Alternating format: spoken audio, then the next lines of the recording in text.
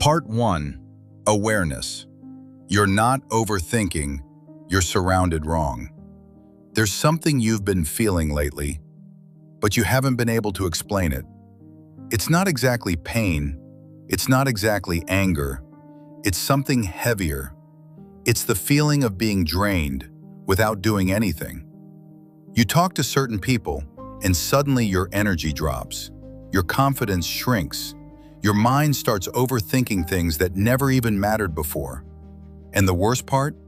You don't even realize it's happening in the moment, because not all damage comes loudly. Some people don't break you with words. They break you slowly, with their presence, with their negativity, with their subtle disrespect, with the way they make you question yourself. You start thinking, maybe I'm the problem. Maybe I'm too sensitive. Maybe I'm overreacting. But what if you're not? What if the real problem is this? You've been surrounded by the wrong people for too long, and now it feels normal. Let that sink in. Because when something toxic becomes familiar, you stop calling it toxic. You start calling it just how things are. That friend who only talks to you when they need something. That person who always makes you feel small in jokes. That group that drains you instead of lifting you. You keep them around, not because they deserve your energy, but because you're used to them. And that's where it starts costing you. Your peace, your focus, your self-respect, all slowly leaking without you even noticing. Here's the truth most people avoid. You don't need to fight everyone. You don't need to prove anything to everyone. Sometimes, the strongest thing you can do is simply ignore. Not out of ego, not out of anger, but out of self-respect. Because the moment you realize not everyone deserves access to you, that's the moment your life starts changing. But before you can ignore the wrong people, you have to recognize them. And that's harder than it sounds. Because wrong people don't come with warning signs. They come as friends, as classmates, as people you once trusted. And slowly, they become the reason you start doubting yourself. So ask yourself this: who in your life makes you feel lighter, and who makes you feel heavier? Because your answer is your reality. And once you see it clearly, you won't be able to unsee it. This is where your power begins. Part 2. Emotional impact. The damage you don't even notice. Slightly deeper tone, more intense, slow pacing with emotional build. You don't wake up one day and suddenly feel broken. It doesn't happen like that. It happens quietly, in moments so small, you barely notice them. A comment here, a joke there, a look, a tone. And you tell yourself, it's nothing, but your mind remembers, even when you pretend it doesn't. Because every time someone makes you feel less than who you are, a small part of your confidence disappears. Not all at once, not dramatically, but slowly, consistently, until one day you look at yourself and you don't recognize the person you've become. You used to speak freely, now you overthink every word. You used to feel confident, now you second-guess yourself in silence. You used to be at peace, now your mind is constantly noisy, even when everything around you is quiet. And the scary part? You start blaming yourself for it. You think, why am I like this now? Why can't I just be normal? Why do I feel so drained all the time? But no one tells you this truth. Sometimes, it's not you. It's the environment you're in. It's the people you keep allowing into your space. Because energy is real. Not in a vague, spiritual cliché way, but in a psychological, emotional way. The people around you shape the way you think. They shape the way you see yourself. They shape the way you experience life. If you're constantly around negativity, you start thinking negatively. If you're constantly around disrespect, you start accepting less than you deserve. If you're constantly around people who don't value you, you start forgetting your own worth. And it becomes a cycle. They treat you a certain way, you adjust yourself to survive it, And in the process, you lose pieces of who you were. You laugh when something hurts. You stay silent when you should speak. You tolerate things you would have never accepted before, not because you're weak, but because you adapted. And adaptation is dangerous when it happens in the wrong environment, because now the wrong treatment feels normal. Let that sit with you. The reason you're feeling drained lately, the reason your mind won't stay calm, the reason you feel stuck, lost, or disconnected might not be because your life is falling apart. It might be because you're surrounded by people who are quietly pulling you down. And here's the hardest truth to accept.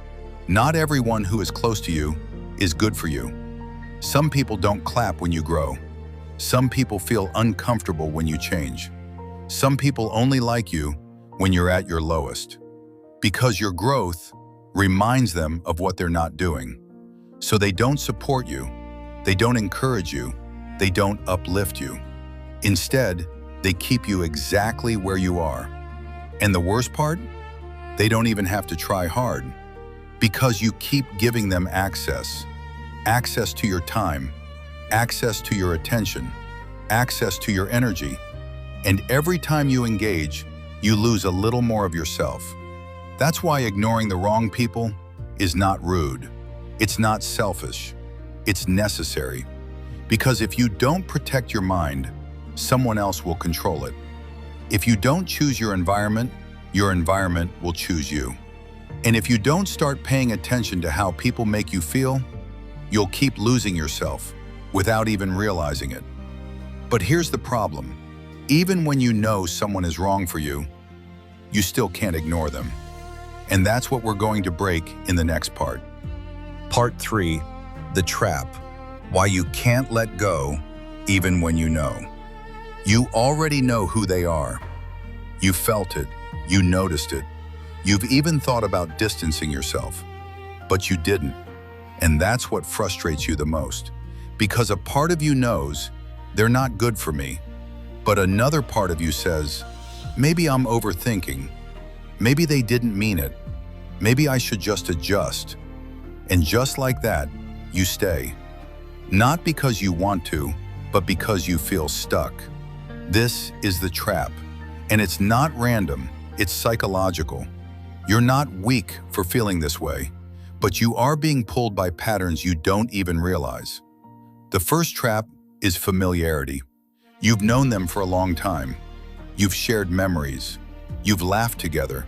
So your brain says, how can someone who's been part of my life be wrong for me? But time does not equal value.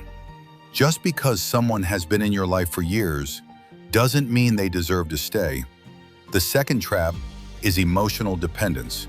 You're used to talking to them, used to their presence, used to their attention.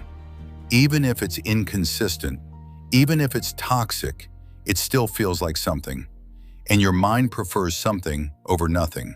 So instead of choosing peace, you choose familiarity. The third trap is hope. You keep thinking, they'll change. Maybe they didn't realize. Maybe one day things will be different. But here's a truth most people avoid. People show you who they are through patterns, not promises. If someone repeatedly makes you feel small, that's not a mistake, that's a pattern. If someone only shows up when it benefits them, that's not coincidence, that's a pattern. And patterns don't change unless the person wants to change. The fourth trap is fear of being alone. This one is powerful, because even when someone is draining you, their absence feels scary. You start thinking, what if I end up alone? What if I lose everyone? So you hold on, not because they're right for you, but because you're afraid of emptiness. But listen carefully, being alone is not the same as being lonely. Sometimes being surrounded by the wrong people is the loneliest place you can be. The fifth trap is your own kindness. You understand people, you give chances, you forgive easily. And that's a beautiful thing. But in the wrong hands, your kindness becomes a weakness. Because some people don't see your kindness as something to respect. They see it as something to use. They know you won't leave easily. They know you'll tolerate more. They know you'll stay, so they don't change. And slowly, you become the one who keeps adjusting while they stay the same. This is why ignoring the wrong people feels so hard. It's not just about them. It's about your memories, your emotions, your fears, your habits, all pulling you back, even when your mind is trying to move forward. That's why you keep going back to conversations you should have left. That's why you keep responding when you should stay silent. That's why you keep giving energy to people who don't deserve it. And every time you do, you reinforce the cycle. But here's where everything changes. The moment you understand this, you are not stuck because you can't leave. You are stuck because you haven't decided to. Let that hit you, because once you decide, not emotionally, but mentally, that your peace matters more than their presence, that your growth matters more than their approval, that your self-respect matters more than temporary comfort, that's when the control shifts. And suddenly, ignoring them doesn't feel impossible anymore. It starts feeling necessary. But to reach that point, you need a mindset shift. A shift that removes guilt. A shift that gives you clarity. A shift that makes you strong enough to walk away without explaining yourself. And that's what we're stepping into next. Part 4, Mindset Shift. The moment you stop feeling guilty. There comes a moment when you stop asking, why are they like this? And you start asking, why am I still allowing this? That moment changes everything, because until now, you've been focused on them, their behavior, their words, their actions. But the real shift happens when you bring the focus back to yourself. Not in a selfish way, but in a self-respecting way. Because here's the truth. You are not responsible for fixing people. Short pause. You are responsible for protecting your peace. And those are two very different things. For a long time, you've been carrying a silent guilt. Guilt for thinking about distancing yourself. Guilt for wanting space. Guilt for not responding the same way anymore. You feel like you're being rude. You feel like you're being cold. You feel like you're changing too much. But let's correct that. You're not becoming rude. You're becoming aware. You're not becoming cold. You're becoming selective. You're not changing for the worse. You're growing. And growth often looks like distance. Because the version of you that tolerated everything cannot exist at the same time as the version of you that respects yourself. One has to go. So the question is, which version are you choosing? The one who keeps explaining, keeps adjusting, keeps draining, or the one who quietly steps back without needing approval, without needing validation, without needing to prove anything? Because here's something powerful. Not every situation needs a reaction. Not every message needs a reply. Not every opinion needs a defense. Not every person deserves access. You've been trained to respond, to explain, to justify. But real strength is in choosing silence. Not the silent treatment out of anger, but silence out of clarity. You don't argue with people who misunderstand you. You don't chase people who don't value you. You don't try to fix people who don't want to change. You simply step back.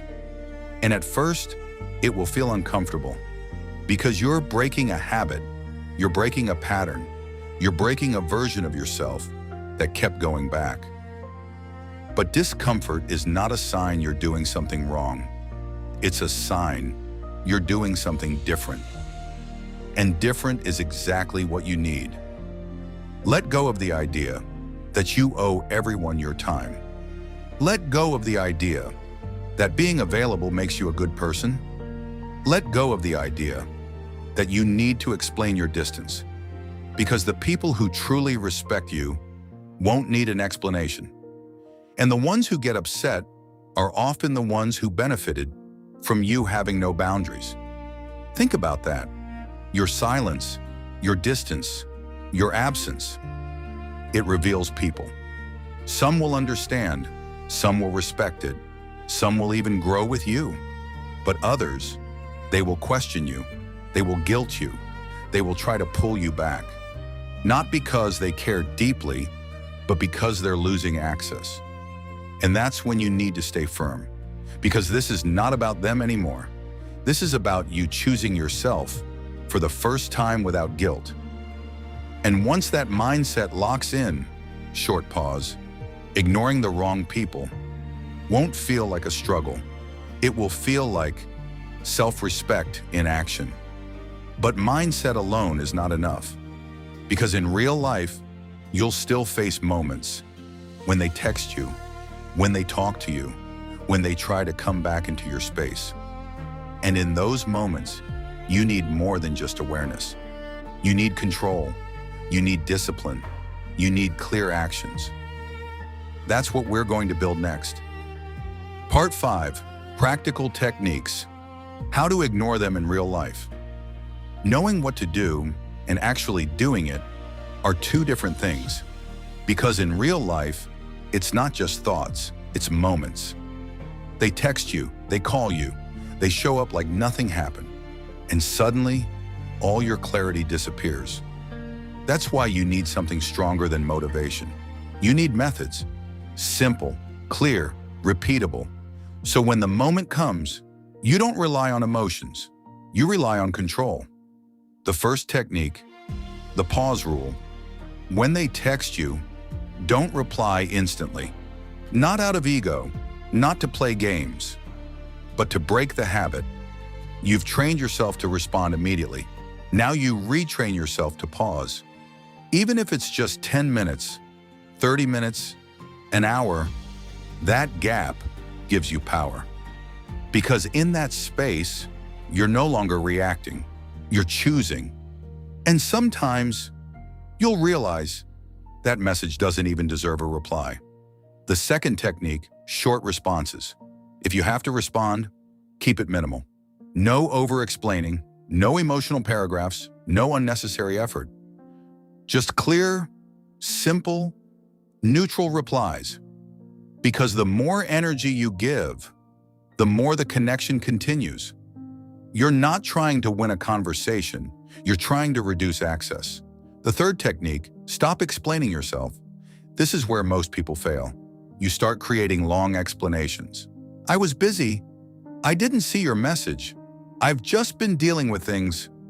But the truth is, you don't owe everyone an explanation. Over-explaining is a sign you're still seeking approval. And the moment you stop explaining, you take your power back. The fourth technique, control your availability. Not everyone should have 24/7 access to you. If someone drains you, limit your exposure. Talk less, meet less, engage less. Not dramatically, not with announcements. Quietly, because real boundaries don't need to be loud. The fifth technique, the mental shift in conversations. When you do interact with them, change your internal mindset. Stop seeing them as important. See them clearly. Not as someone you need to impress. Not as someone whose opinion defines you, but simply as someone passing through your life. That shift alone reduces emotional attachment. The sixth technique, detach from the outcome. This is powerful. Stop expecting them to understand you. Stop expecting them to change. Stop expecting closure, because expectations keep you emotionally connected. Detachment sets you free. You don't need them to agree. You don't need them to realize your worth. You don't need them to come back different. You just need to move forward. The seventh technique, replace, don't just remove. If you only try to ignore people, your mind will go back to them because you're creating emptiness. Instead, fill your time. Focus on your work, your goals, your growth. Build something, learn something, become something. Because when your life gets fuller, wrong people naturally become irrelevant. And finally, accept that they will notice. They will see the change. They will feel the distance. They might question you. They might even try to pull you back. But that doesn't mean you're doing something wrong. It means your boundaries are working. Stay calm, stay consistent, stay in control. Because ignoring the wrong people is not about one big decision. It's about small actions, repeated consistently. And over time, something powerful happens. You stop feeling the urge to respond. You stop feeling affected. You stop feeling pulled back. And one day, you realize they no longer have control over your mind. That's when you know you've changed. But this isn't the end. Because once you remove the wrong people, you create space. And what you do with that space defines your future. That's what we're stepping into next. Part 6, Transformation. When you become untouchable. There was a time when everything affected you. What people said, how they reacted, how they treated you. It stayed in your mind. It followed you. It drained you. But now, something is different. You still see people. You still hear things. You still notice behavior. But it doesn't reach you the same way anymore. Because you've changed. Not loudly, not dramatically, but internally. You've learned something most people never do. That your peace is not something to negotiate. And once that realization becomes real, not just understood, but lived, you become untouchable. Not in a cold or arrogant way, but in a calm, grounded, controlled way. You stop reacting to everything. You don't feel the need to prove yourself. You don't feel the need to explain yourself. You don't feel the need to chase anyone. Because you finally understand the right people don't require effort to keep, and the wrong people don't deserve effort at all. So you move differently. You listen more, but react less. You observe more, but engage less. You care, but selectively. And that changes everything. Because now, when someone tries to pull you into drama, you don't respond. When someone tries to disrespect you, you don't argue. When someone doesn't value you, you don't chase. You simply step back and keep moving forward. That's power. Not loud power, not aggressive power, quiet power. The kind of power that doesn't need attention. The kind of power that protects your mind without anyone even noticing. And here's the beautiful part. Once you remove the wrong people and stop giving them your energy, your life starts to feel lighter, clearer, more focused, because your energy is no longer scattered. Your mind is no longer crowded. Your emotions are no longer controlled by others. You start thinking better. You start working better. You start living better. And slowly, you start becoming someone you're actually proud of. Not because others approve, but because you finally chose yourself. And when that happens, you attract different people, better people, real people, people who respect your boundaries, people who value your presence, people who don't make you question your worth. But even then, you don't lose yourself again, because now you know access to you is a privilege. Not everyone gets it, and you don't feel guilty about that anymore. You don't feel the need to go back. You don't feel the need to fix what you left, because you understand some people were part of your life only to teach you what you should never tolerate again. And once the lesson is learned, you move on. Not with anger, not with hate, but with clarity. And that clarity becomes your protection. So from this point forward, be calm, be focused, be selective, and remember this one thing. Ignoring the wrong people is not about pushing them away. It's about choosing yourself every single day. And once you master that, there's nothing and no one that can disturb your peace again. Good day.